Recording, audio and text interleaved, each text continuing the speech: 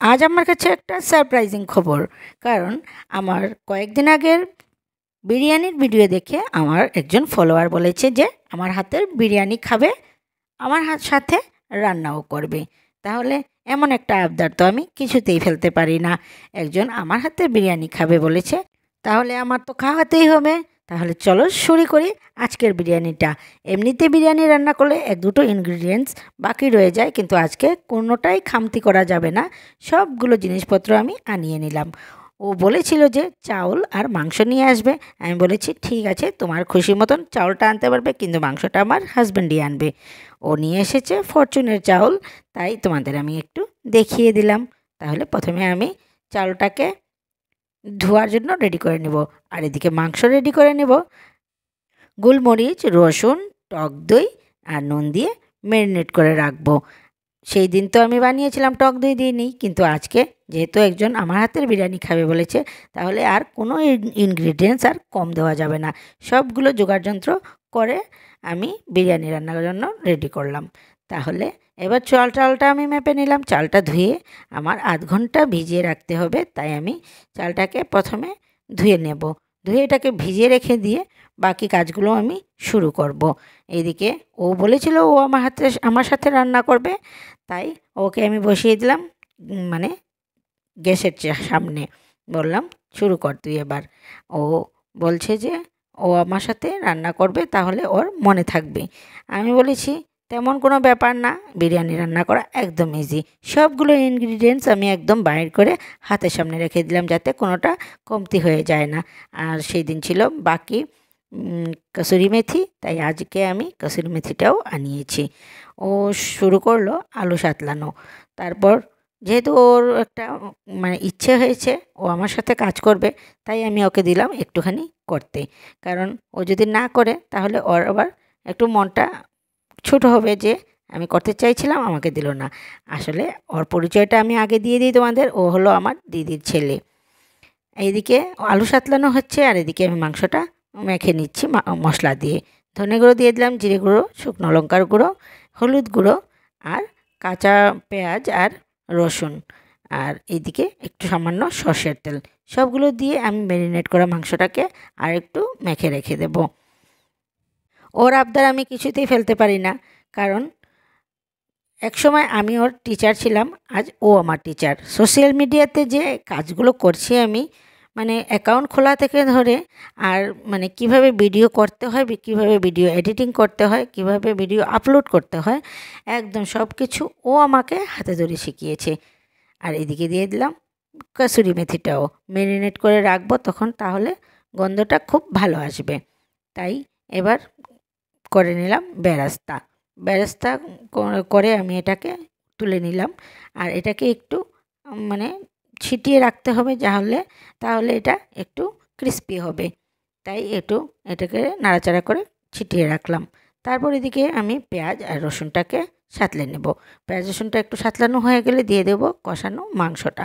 আর এবার তো আর ঢাকনা দিয়ে দিয়ে আমার মাংসটাকে রান্না করে নিতে হবে, তাহলে মাংসটা একদম ভালো করে সেদ্ধ হয়ে যাবে। মাংসটা তো আর তেমন সেদ্ধ হওয়ার প্রয়োজন আছে, কিন্তু যেহেতু আমি টক দই দিয়ে আগেই ম্যারিনেট করে রেখে দিয়েছিলাম, অনেকটা আগেই সেদ্ধ হয়ে গেছে। আর এদিকে দেখতে পাচ্ছ খুব সুন্দর রং দিয়েছে, তেমনই খুব সুন্দর গন্ধও বেরিয়েছিল। একদম মনে হচ্ছিল যে আর না রান্না করলেও হয়, এবার হয়েই এসেছে। এদিকে আমি ডিমগুলো এই ফাঁকে সেদ্ধ করে নিলাম। সময়ের চাকা কীভাবে ঘুরে যায় সেটা আজ মনে মনে ভাবছি। যেহেতু ওকে আমি শিখিয়েছিলাম হাতে ধরে অ আ ক খ, আজ ও আমাকে সোশ্যাল মিডিয়ায় কাজ করা শেখাচ্ছে। তাহলে দিয়ে দিলাম চালটা। চালের মধ্যে জায়ফল, জয়িত্রী, তেজপাতা, এলাচ গুঁড়ো, নুন আর সামান্য সাদা তেল। ভাতটা হতে থাকলো, এইদিকে মাংসটা প্রায় হয়ে এসেছে। আর দিয়ে দিলাম সাতলানো আলুগুলো। এইভাবে সাতলে তারপর আমি দিয়ে দিলাম ঝোল। এবার মাংসটা বয়েল হতে থাকুক, আর এদিকে হাতের সামনে সবগুলো ইনগ্রিডিয়েন্টস আমি বের করে রেখে দিলাম, যেমন জয়িত্রী, এলাচ, কাজু বাদাম, কসুরি মেথি, আর এদিকে ছিল কেওড়ার জল, গোলাপ জল, তারপর এটা ছিল মিঠা আতর, এটা ছিল বিরিয়ানি মশলা, চিনি, ঘি। একদম হাতের সামনে না রাখলে কি হয়, যখন মিক্সিংয়ের টাইমে তখন তাড়াহুড়ো লেগে যায়, দু একটা বাদ পড়ে যেতে পারে। আর এদিকে বেরেস্তা একদম হাতের সামনে সবগুলো রেখে দিলাম যাতে কোনোটাও ভুল না হয়। ভাতটা এবার হয়ে এসেছে, এবার এটা আমি জল ঝরিয়ে নেব। একটুখানি সেদ্ধটা কম করেছি, কারণ বিরিয়ানিটা যখন চাপা দেব তখন আরেকটু ভাপে একটা সিদ্ধ হবে। কিছু মাংস আর ঝোল আমি উঠিয়ে রেখে দিলাম যাতে রাতে আমাদের এই মাংস দিয়েই হয়ে যায়। আর এদিকে মিক্সিংয়ের টাইম এবার প্রথমে আমি ভাতটা দিয়ে দিলাম, আর তারপর এটাতে এক এক করে সবগুলো ইনগ্রিডিয়েন্টস আমি মিক্স করব। যেহেতু আমার দিদির ছেলে বলেছিল আমার সাথে রান্নাবান্না করবে, তাই বললাম যে তুই উপর থেকে মশলাগুলো ছিটিয়ে দিতে থাক। দিয়ে দিল প্রথমে বিরিয়ানি মশলা, তারপর কসুরি মেথি, তারপর কাজু বাদাম, ঘি, এদিকে জয়িত্রী, আর দিয়ে দিল কেওড়ার জল, গোলাপ জল আর আতর। তারপর কসুরি মেথি একটু দিয়ে দিল। আমি দিয়ে দিলাম বেরেস্তা আর চিনি আর একটু নুন। নুন তো আমি বারবার আগে দিয়েছি, তাই অল্প একটু নুন দিলাম। নুনটা একটু বুঝে দেওয়া উচিত, কারণ একবার বেশি হয়ে গেলে পরে ঝামেলা হয়ে যাবে। তারপরে উপর থেকে আরেকটু ভাত দিয়ে বেরেস্তা দিয়ে আমি এবার আরেকটু বিরিয়ানি মশলা দিয়ে এবার ঢাকা দিয়ে রাখবো। ভাত অল্প উপর থেকে ছড়িয়ে দিয়ে একটু নাড়াচাড়া করলাম হালকা হাতে। এবার একদম চাপা দিয়ে আমি একটা থাল দিয়ে ঢেকে রেখে দিলাম। দেখতে কি মনে হচ্ছে? রংটা দেখে মনে হচ্ছে ভালো? বলে না একটা কথার কথা, চোখে খেলে মুখে খায়। তারপর এবার তো আর খাওয়া দাওয়ার পালা, ও আবার চলে যাবে আজকে, তাই আমি ওকে দিয়ে দিলাম ওর খাবার। আর ওরও ক্যামেরার সামনে আসতে চায় না, আমার ক্যামেরার সামনে ওরা কেউই আসতে চায় না, তাই আমি ওদেরকে আর দেখানো বাদই দিলাম। আমি এবার বসে পড়ি আমার খাবার নিয়ে। দেখতে পাচ্ছ বিরিয়ানিটা কেমন হয়েছে?